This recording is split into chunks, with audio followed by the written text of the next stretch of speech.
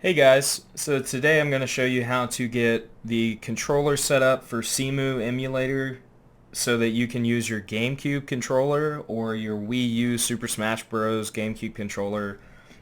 Here's the Wii U GameCube controller adapter that is made for the Wii U specifically. CEMU Emulator is a Wii U emulator, so this will work with CEMU. The only downside is I'll show you later that there's not exactly the same amount of buttons on a GameCube controller as there are like a gamepad or something, but I'll give you a rough idea of what each of the buttons does and how to fix that. So you're gonna first need one of these Wii U adapters for the GameCube controller, and they can be found on Amazon. The legit Nintendo versions, which is the one I have, are $35 right now. I don't think that's a good price for these. So if you see it at $20 or like $15, I would get it. They sell them at Walmart and GameStop sometimes, so I'd look at those places. When I bought mine, it was on Amazon. It was like $15. The other thing is this does work with Dolphin Emulator. It has built-in native support with Dolphin, so you don't even have to program any keybinds or anything like that. All the buttons work, the rumble feature works, everything. So the other option is you can use the Mayflash GameCube adapter, which I also have. The Mayflash adapter, when I was using it for my computer, would have some weird issues. They make their own drivers for this Mayflash adapter. They can be found at mayflash.com or, just Google Mayflash or something. But when I would plug this in, because you have to plug in both USB cords so that you can get vibration and the inputs, right? I think it's if you plug in the black one, you just get the inputs. You don't get vibration on Dolphin, for instance. But if you plug in the other one, if it's not the black, then it's the white, or if it's the white, then you plug in the other one, which would be the black. Then you should be allowed to program the rumble feature on Dolphin or CEMU Emulator or whatever. But the two drivers you'll need so that these things will work with your GameCube controllers for CEMU specifically are VJoy, which is right here. And sorry about those M's, that's my, push to talk button. But just go to the VJoy page. This is the official VJoy website. Go to download and install. And if you have any questions about how to install it, just click the little information instruction tab. It's pretty simple. It'll tell you the publisher is Shaw EZ Kovic or something like that. Download it, hit yes to everything. Read it if you're worried about it installing an ad or something. It shouldn't install an ad or any malware, but if you want to, by all means, scan the file and read it.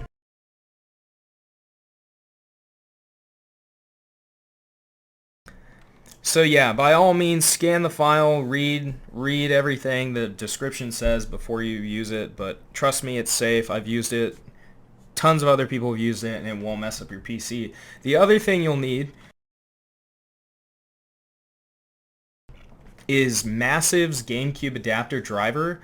This is actually his development blog, but if you go to this website, you can literally just type in GameCube adapter driver up here at the top, and it will take you to this website. It should be one of the first options. It's m4sv.com in case you're wondering. You click the first link here, and when you click that link, you'll get this page.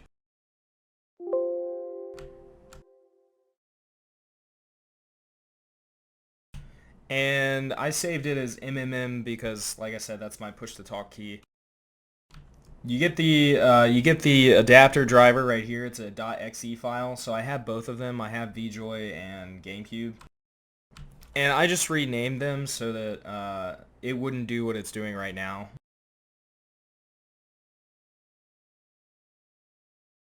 So when you launch VJoy, it looks like this.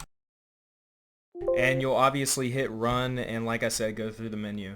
I already have it installed, so I'm going to skip that. It's pretty self-explanatory. If you've ever used a computer, you should know how to do it. Now with the GameCube, it says unknown publisher, so you're going to hit run. And like I said, you're going to go through this setup. hit next, install it to a location.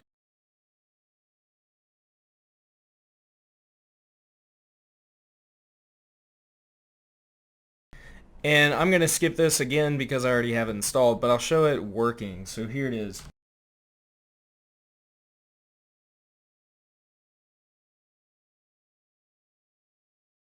So as you noticed, I double clicked it, nothing popped up.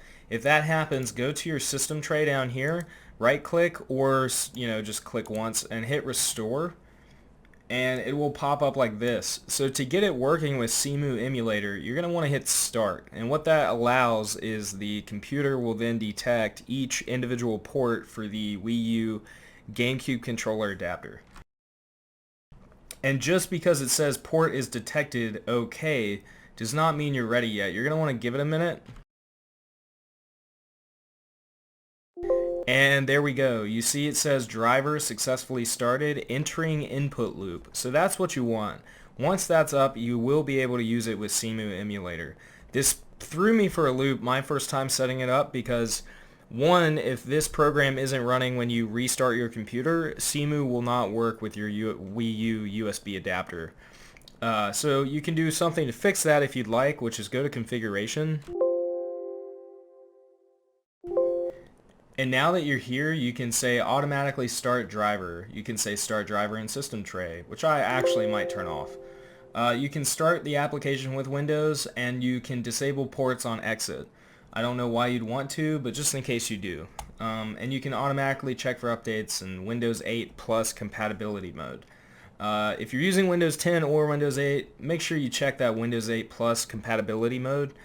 That's about it. Once you get it running, it will work. I think if it automatically starts with Windows, you're going to want automatically start driver to be enabled, which will allow you to not have to open this menu and hit OK and start every single time you want to use your emulator. So now I'm going to show you how to program the buttons. Open up CEMU.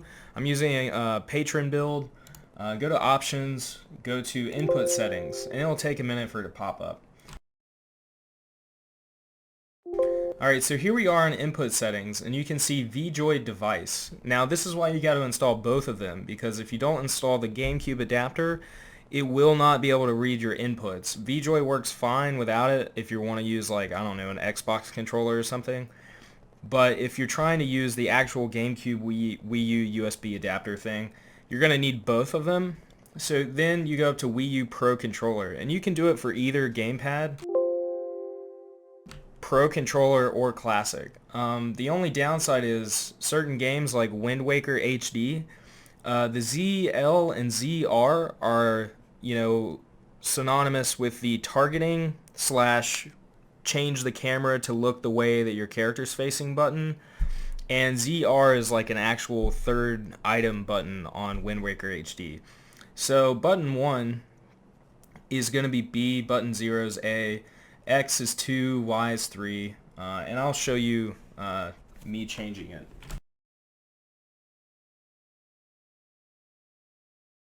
So here you can see I'm changing it. I'm going through the buttons and just kind of messing around. This is not what I actually have it set to or anything.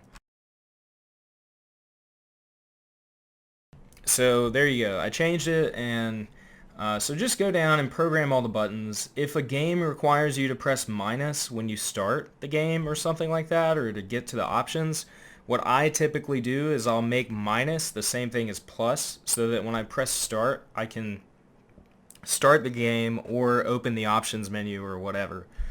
Because usually most Wii U games want you to press A, or they want you to press plus. Most of them don't make you press both plus and minus at the same time. So then over here, the R click and the R up and left and down and all that. R is what I have set to the C stick, the yellow little GameCube stick.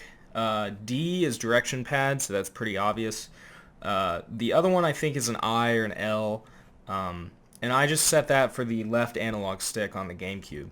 The dead zone doesn't affect the shoulder buttons on the GameCube, which is kind of annoying, because if you're playing a game like Mario Kart, the shoulder buttons will go off pretty easily And I know each shoulder button actually has two buttons in it, one where if you fully compress it and another one where if you slightly compress it.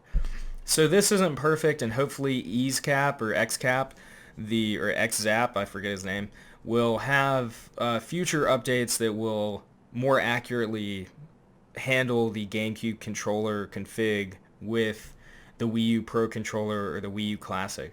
The other thing you're going to want to do is make sure range is on 200% when using this.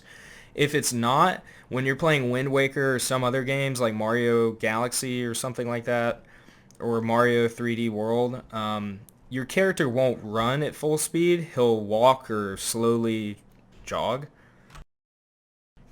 And then you can turn Rumble all the way up. To be honest, I don't even know if Rumble works. When I'm playing the games, they look so beautiful, I usually don't pay attention. I think it does work, but you might want to try it out in case you're like really big into the haptic feedback type stuff. So the other thing you're going to do is once you have it set up, this little green box will show you that it's detecting the controller. So I'll show you what it looks like when it's not detecting one.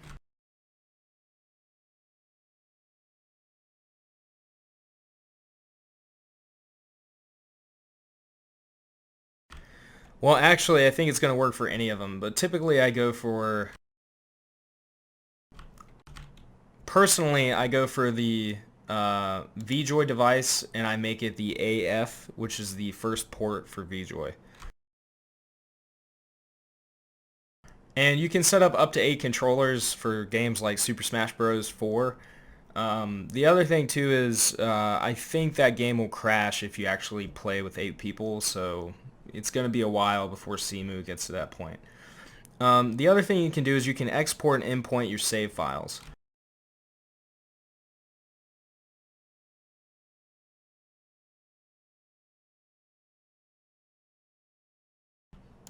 So like here I have a Wii U Classic Controller .ccc file.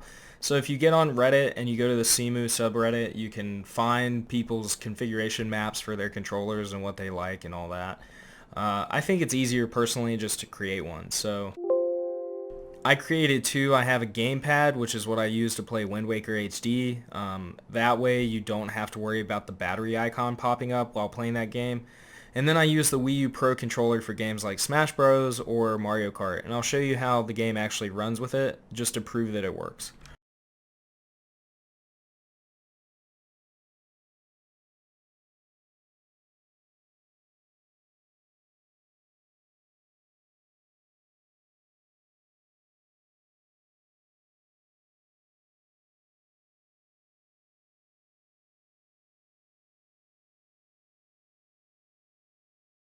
And again, make sure you hit save. When you close that window, if you just go up and hit the X or hit cancel, it will not save your input. So make sure you do that.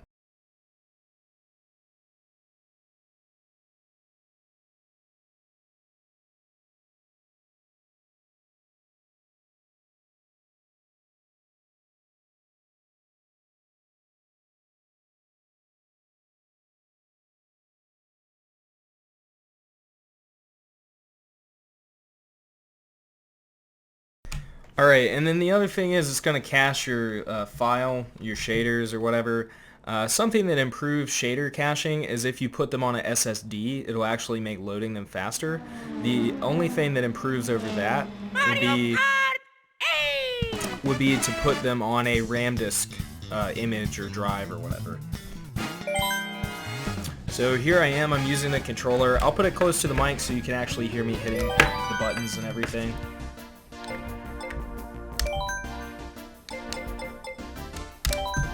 And, everything's working pretty good so far. And I'm just going to pick some random map, hit OK. And there you go, and you're off to the races, literally, in Mario Kart 8. So this is how you get set up.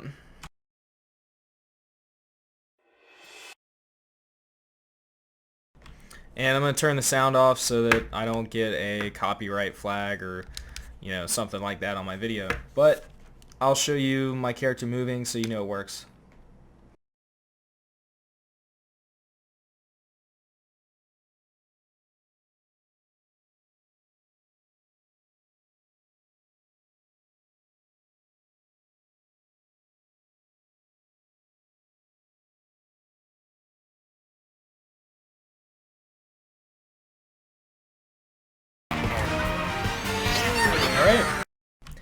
And that's been a video by Sir West of Ash. So if you guys have any questions or if you want any more videos, give me some ideas, ask a question, let me know what I can do in the comments below. If you like this video, please like it, and I'll shoot a link to everyone on CEMU that's asking about how to get this working. Alright guys, have a good night.